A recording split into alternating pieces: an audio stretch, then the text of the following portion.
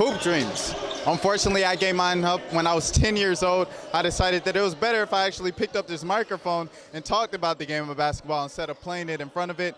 Today, the Georgia Tech Yellow Jackets simply just stumped all over the UNC Tar Heels. As you see the final score behind me, 33-7, Cavante Benson had 130 yards. Well, tonight didn't just signify the start of the Hawks returning home to Atlanta. It also marked the return of Paul Millsap. A couple of weeks ago, the Miami Dolphins decided to instill a team rule to where if you wanted to protest the anthem, you couldn't be out on the field. So the three players came out with one solution, and that was just to simply stand in the tunnel for the anthem. Now, of course, in the sport, Manuel is an icon, but outside of that, she's still just a 20-year-old college student.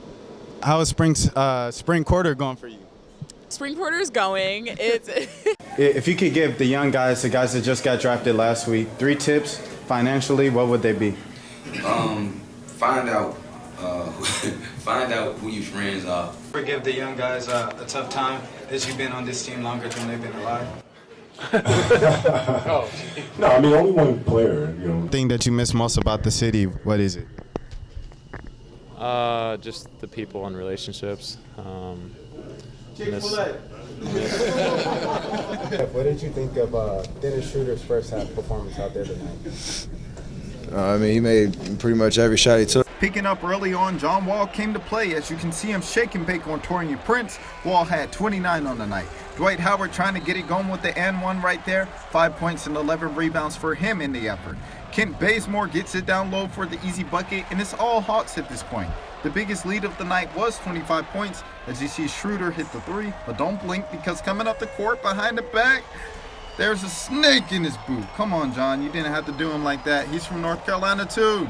Jose Calderon had a nice performance coming off the bench, and Torian Prince continues his great play in the starting lineup. Hawks win 116-98, but take a look as Markieff Morris knocks down a 3. The narrative of him and Millsap was in the headlines, and it continues to get just more intense. Paul, do you feel like this matchup between you and Markieff is becoming personal? He just said in the locker room that you're a crybaby.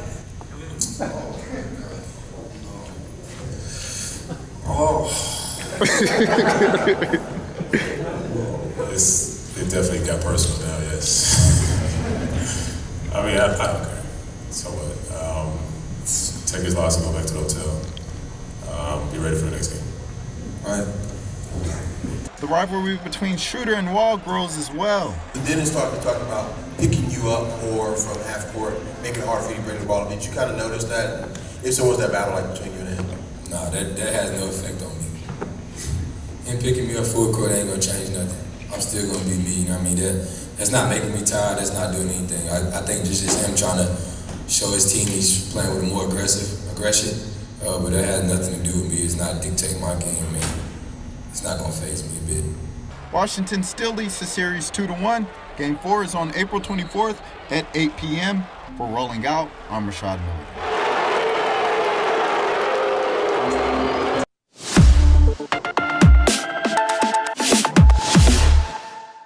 The action at Mercedes-Benz Stadium, well, consider it to be kicked off as this past weekend. The Atlanta Falcons hosted the Arizona Cardinals for the first time ever in the new home for the Dirty Birds. Elated is an understatement to say how excited these fans are. The Halo screen is incredible. It's unbelievable. Our team, we're so damn excited to be here. And excited for good reason. I mean, the fans can literally watch the action from the concourse. Also, how could you forget those cheap concession stand prices? Even former Dallas Cowboy Jack Crawford said that the stadium can compete with the famous AT&T. Man, I love it, man. It's you know, I came from AT&T Stadium, so I didn't think there was any stadium that could kind of compete with that. But this stadium's just, the design is on another level. I mean, they did it perfectly, and I feel like, man, I don't think there's a stadium that could beat this stadium right now. However, like everything, there are pros and cons, and everyone in Atlanta isn't so thrilled about this new stadium.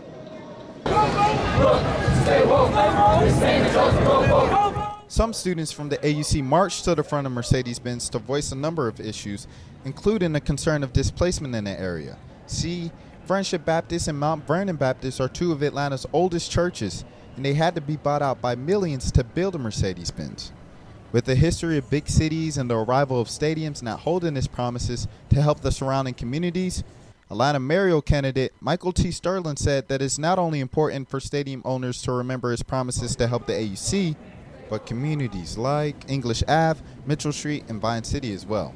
Now, we were just walking up through Mitchell Street, and I was hoping that maybe some of the money here would, help build the area around here instead of the money just going to other places. I hope it stays in the area. Yes, definitely. And I guess history, I totally understand and sympathize with the people of the church. But again, this is also history right here too in the making. It's a tough call. It's tough. It's a tough decision that way. For Rolling Out and from Atlanta, Georgia, I'm Rashad Milligan. Hoop dreams. Unfortunately, I gave mine up when I was 10 years old. I decided that it was better if I actually picked up this microphone and talked about the game of basketball instead of playing it in front of it. But fortunately for my brethren back here, today at Georgia State University, the dreams is still alive as the Erie Bayhawks of the G League are hosting an open tryout for the Atlanta locals here. So exactly how many players showed up to this thing? Try 100. 100 players from all skill levels, from the casual rec league Cooper to all conference D1 hoopers. They were all there with one purpose of earning a spot in the G League. Why? Because true love never fails.